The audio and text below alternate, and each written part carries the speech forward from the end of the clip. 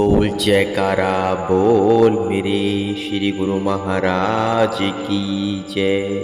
सौभाग्यशाली गुरुमुखो, श्री श्री 108 श्री सदगुरु महाराज जी श्री दित्यवासाही जी ने आपको जिस समय और जिस प्रकार की सेवा प्रदान की, आप हित चिंता पूर्ण श्रद्धा एवं कर्तव्य निष्ठा बनकर पूर्ण करते गए।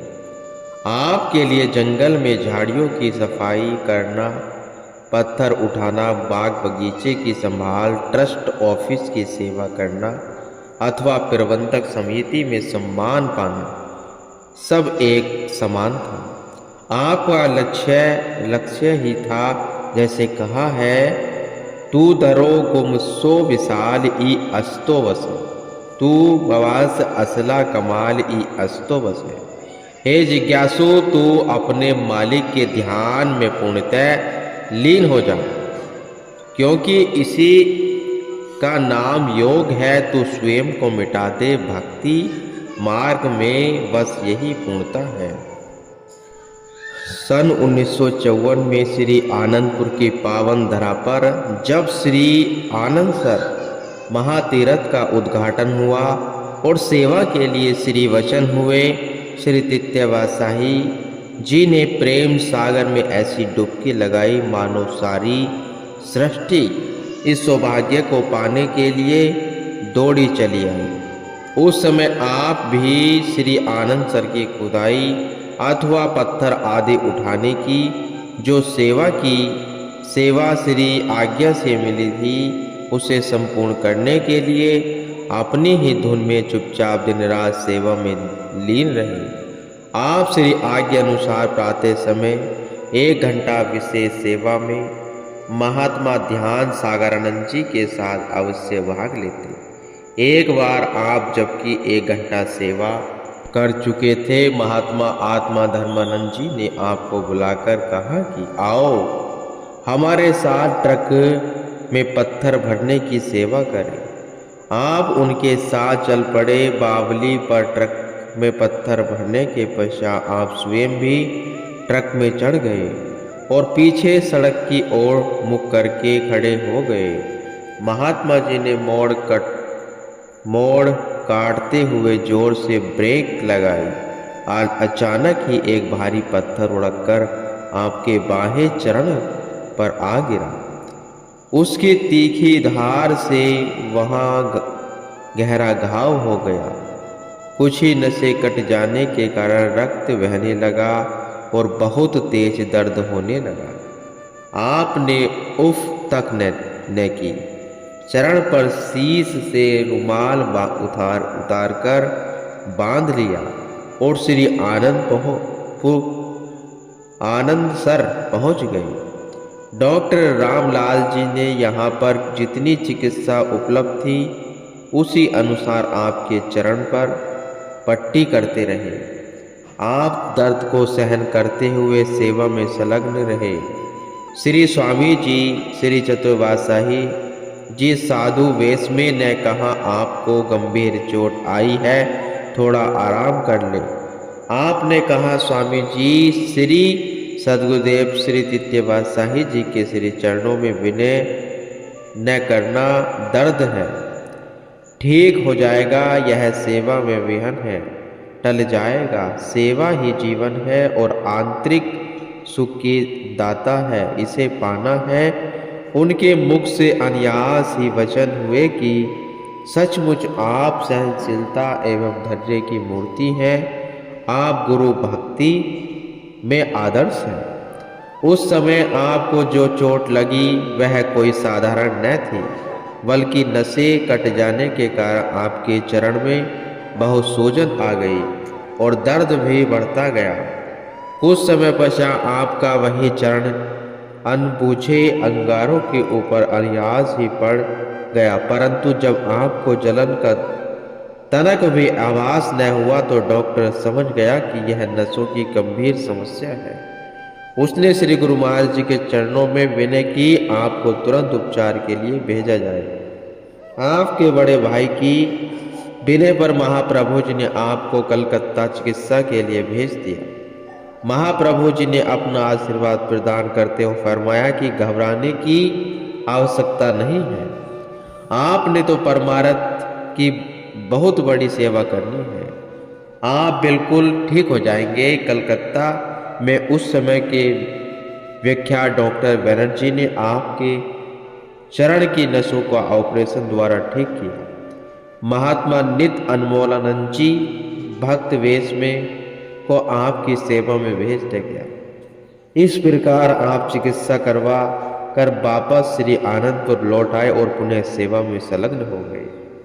आप श्री आनंद सर की सेवा में श्री सद्गुरुदेव महाराज जी श्री दर्शन करते हुए भाग्य सराहते कि ऐसा सौभाग्य करोड़ों जन्मों की तपस्या से भी प्राप्त न हो। श्री सद्गुरु महाराज जी हमारे उद्धार के लिए अनवरत लगे हुए हैं। मन में ऐसे विचार उठ रहे थे कि श्री गुरु महाराज जी ने श्री आनंद सर के तट पर कृपा फरमाई। ऊपर तपता सूरज अपनी प्रचंड किरणें बिखेर रहा था। आपने पास में खड़े महात्मा जी से छाता लिया और भक्त बक्सू राम जी को कहा कि श्री गुरु महाराज जी पर इससे छाया कर दो। भक्त जी थोड़ा हिचकिचाने लगे और आपने फरमाया, डरो मत। अगर श्री सद्गुरु महाराज जी कुछ पूछे तो आप हमारा नाम ले लेना। भक्त जी ने वैसा ही किया। महाप्रभु जी द्वारा पूछे जाने पर भक्त जी ने आपकी ओर संकेत कर दिया। श्री तित्यवासाई महाराज जी ने फरमाया कि एक दिन आएगा जब दुनिया इनके लिए छत्र झुलाएगी और ये स्वयं लाखों पर छाया करेंगे। महापुरुष सर्व समर्थक त्रिगुणातीत होते हुए भी मृत्यु लोक में अवतरित होकर मानव लक्ष्य सिद्धि के सभी नियम धर्म कर्म करते हैं। कठिनाइयों से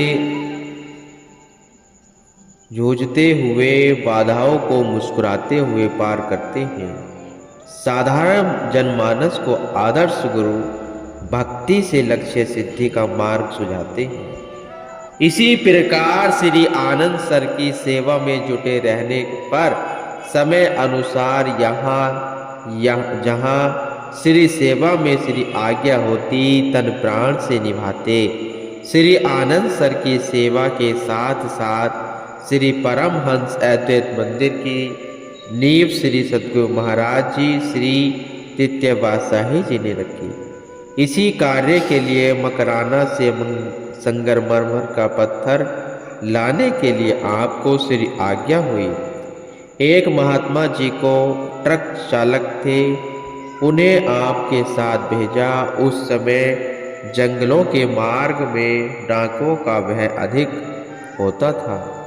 आपको किसी भक्त जी ने कहा, महात्मा जी बचकर रहना। जंगली रास्ते में कई प्रतिभा यह अपनी सुंदरता का जाल बिछाए भरमाती हैं। एक आपका सुंदर स्वरूप, दूसरा मनहर चितवन इस साधु वेश में भी किसी को आकर्षित किए बिना नहीं रहते। आपने उत्तर दिया, भक्त जी हमारे श्री गुरु महाराज जी के सौंदर्य के सन्मुख कोई तुलना योग्य ही नहीं है। उनके लिए उनके श्री वचन है, गुरु का शब्दों रखवारे चहु चहु गिरध हमारे। इस पावन नाम के सम्मुख किसकी हिम्मत है जो रास्ते की रुकावट बने। हमें तो केवल श्री आज्ञा सुधार्य कर सेवा की ओर ध्यान देना है। आप महात्मा जी के साथ ट्रक में बैठकर मकराना की ओर चल पड़े। मार्ग में सड़क पर एक छोटी सी चाय की दुकान खोखा थी। आप कुछ देर के लिए वहीं रुक गए। चाय वाले ने आपके मुखमंडल की ओर निहारते हुए कहा, महाराज आगे रास्ता खतरनाक है। रात्रि के समय वहां ट्रक चलाना ठीक नहीं है। आप यहाँ रात्रि बिता लें। यहाँ से कुछ दूरी पर मकान तो नहीं, कच्चा घरौंदा है। मेरा आपने कहा अभी तो संध्या है, रात्रि तक हम काफी सफर तय कर लेंगे। दृढ़ संकल्प कर लो, फिर रात्रि वे दिन में बदल जाती है। देखो अभी तो सूर्य चढ़ा हुआ है। आप वहां से आगे चल दिए और मार्ग में एक नाग फन फैलाए बैठा था। रात्रि का अंधकार गहरा गहरा हो चुका था। ट्रक की आवाज सुनते ही वह सड़क के एक ओर हो गया और आपको दर्द भरी आवाज सुनाई दी। आपने ट्रक रुकवाकर पूछा, कौन है? हमें क्यों भरमा रहे हो? उसने कहा, महाराज आपके ट्रक की आवाज में एक दिव्य रोशनी में दिव्य पुरुष के दर्शन हुए हैं। दर्द भरी आवाज सुनकर जब आपने अपने मुख से नाम शब्द का उच्चारण किया, उसे श्रवण कर हमें शीतलता मिली। अब हमारे उद्धार का साधन आपके हाथ में है। आपने कहा, हमारे हाथ में नहीं, श्री गुरु महाराज जी के हाथ में है। आपने आंखें मूंद कर श्री गुरु महाराज जी को श्रवण किया। श्री तृतीय बादशाही जी ने साकार श्री दर्शन देकर आपको फरमाया कि आप उन्हें सब कुछ बता सकते थे, उनका उद्धार कर सकते थे, कर देते। आपने विनय के, स्वामी जी अभी मैं सेवक हूँ। इतना कह श्री चरणों में मस्तक धर दिया और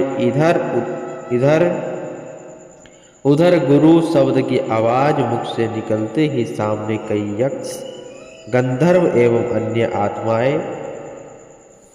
आत्माएं मंडराने लगी। श्री गुरु महाराज जी ने फरमाया, हम आपको यह आज्ञा दे रहे हैं कि आधा घंटा ट्रक में ही गुरु शब्द जोर से उच्चारण करते जाओ। इन सब को कह दो कि इसी शब्द का उच्चारण करते रहें। जितना अधिक शब्द उच्चारण करेंगे उतना जल्दी ही उद्धार हो जाएगा। इनके उद्धार का समय आ चुका है। आपने श्री आज्ञा श्रोधार्य कर सबको हुक्म सुना दिया। आधा घंटा श्री गुरु महाराज जी आपके पास ट्रक में विराजमान रहे। आप शब्द का उच्चारण करते जा रहे थे और देख रहे थे कि कई आत्माएं तो उसी समय ज्योतिर्मय बनकर जा रही थी। आपने विनय की, स्वामी जी मैंने आपके विश्राम में विहन डाला है। आप स्मरण करते ही प्रकट हो गए। श्री गुरु महाराज जी ने फरमाया, हम तुम दोनों एक स्वरूप है। यह काम तुम्हारा था जो हमसे पूरा करवाया। आप जब भी उस मार्ग से जाते चाय वाली दुकान पर अवश्य ठहरते।